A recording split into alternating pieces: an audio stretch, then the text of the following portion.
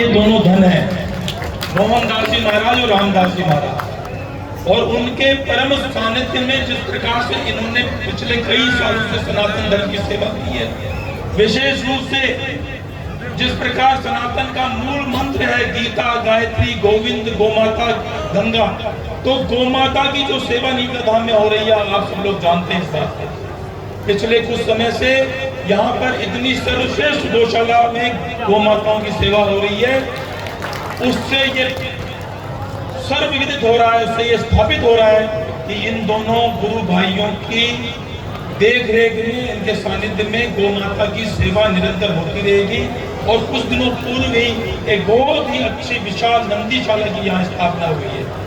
तो जहाँ जिस पवित्र भूमि में, जिस धाम में गोमाताओं की सेवा होती है और यहाँ लगातार जो कि संत आते हैं, ब्राह्मण आते हैं, उनकी लगातार सेवा होती है। तो जहाँ संतों की सेवा हो रही है, जहाँ ब्राह्मणों की सेवा हो रही है, जहाँ गोमाताओं की सेवा हो रही है, तो वहाँ सनातन धर्म की सेवा, सनातन धर्म के संस्कार अवश्यंभावी हैं।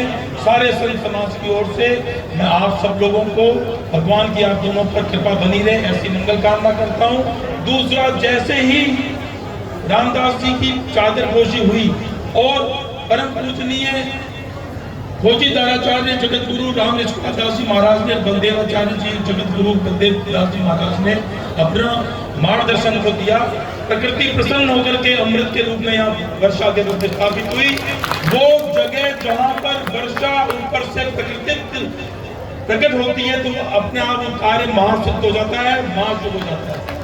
और जैसा कि वेदांती जी महाराज की चिंता है, तो वेदांती जी महाराज पाप का घड़ा किसी न किसी दिन भरता है। आतंकवाद की जो घटना 22 अप्रैल को हुई थी,